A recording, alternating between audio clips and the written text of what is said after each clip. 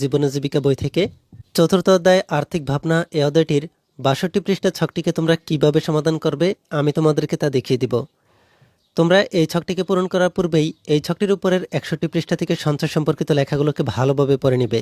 তোমরা এখানে দেখতে পাচ্ছ এখানে এই সঞ্চয় সম্পর্কিত লেখাগুলো দেওয়া আছে। এই লেখাগুলো পড়লে তোমরা এই ৬২ পৃষ্ঠার ছকটিকে খুব সহজেই পূরণ করতে পারবে। এই ছকটির উপরের এই লেখাটিকে আমরা পড়ে নিই। এখানে তোমাদেরকে বলা হয়েছে বিভিন্ন উপায়ে একটি নির্দিষ্ট সময় আমরা যে আয় করি তা থেকে ব্যয়ের পর অবশিষ্ট যে অর্থ থাকে তাই সঞ্চয়।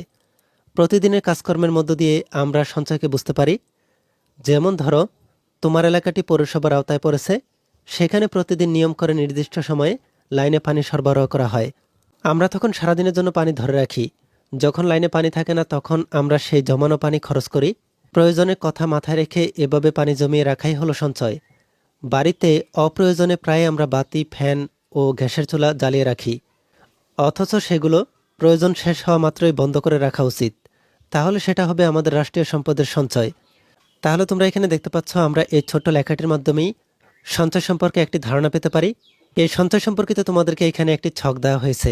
এই ছকটিকে তোমাদেরকে পূরণ করতে হবে। এখানে তোমাদেরকে এই ছকটিতে প্রথমে দেওয়া হয়েছে আয়। এই আয়টি কী বাবদ এবং কত। এরপরে তোমাদেরকে লিখতে হবে ব্যয়। এই ব্যয়টিও কী বাবদ এবং কত। এরপর সর্বশেষে এই আয় ও ব্যয় থেকে তোমার সঞ্চয় কত তা তোমাদেরকে এখানে লিখে রাখতে হবে। তোমাদেরকে এখানে একটি উদাহরণ দেখানো হয়েছে। তোমরা এখানে ১ নম্বরে দেখতে পাচ্ছ এখানে আয় হচ্ছে সেলামি, প্রণামী অথবা উপহার বাবদ ১০০ টাকা। এই ১০০ টাকা আয় থেকে ব্যয় হয়েছে খেলনা বাবদ ৫০ টাকা।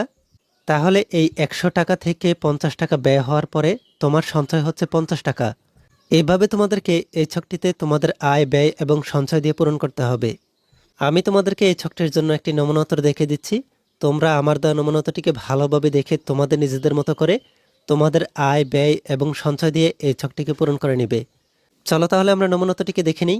তার আগে তোমরা যারা এখনও আমাদের চ্যানেলটিকে সাবস্ক্রাইব করোনি তারা এখনই আমাদের চ্যানেলটিকে সাবস্ক্রাইব করে রাখো। আর যারা সাবস্ক্রাইব করেছো তাদেরকে অসংখ্য ধন্যবাদ।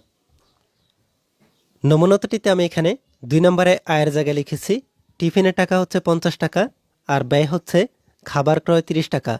তাহলে এখানে তোমাদের সঞ্চয় হচ্ছে ২০ টাকা। এরপরে আয় হচ্ছে উপবৃত্তি থেকে ৩০০ টাকা আর ব্যয় হচ্ছে খাতা কলম ক্রয় ২০০ টাকা। এখানে তোমাদের সঞ্চয় হচ্ছে ১০০ টাকা। এরপরে ৪ নম্বরে তোমাদের আয় হচ্ছে পুরাতন বই খাতা বিক্রি থেকে ৫০০ টাকা আর ব্যয় হচ্ছে বই ক্রয়ে ৪০০ টাকা। এখানে তোমাদের সঞ্চয় হচ্ছে ১০০ টাকা। তাহলে এখানে তোমাদের মোট আয় হচ্ছে ৯৫০ টাকা আর মোট ব্যয় হচ্ছে ৬৮০ টাকা। আর এই আয় ব্যয় থেকে তোমাদের মোট সঞ্চয় হচ্ছে ২৭০ টাকা। তাহলে আমরা এখানে দেখে ফেললাম তোমরা কিভাবে এই ছকটিকে পূরণ করতে পারো। এই ভিডিওতে এই পর্যন্তই। পরবর্তী ভিডিওতে আমি তোমাদেরকে এই অধ্যায়ের বাকি কাজগুলোকে তোমরা কিভাবে সমাধান করবে আমি তোমাদেরকে তা দেখিয়ে দিব। এই ভিডিওটি তোমাদের কাছে ভালো লাগলে ভিডিওতে লাইক ও শেয়ার করে দাও। আর পরবর্তী সকল ভিডিওগুলো পাওয়ার জন্য আমাদের এই চ্যানেলটিকে এখনই সাবস্ক্রাইব করে রাখো।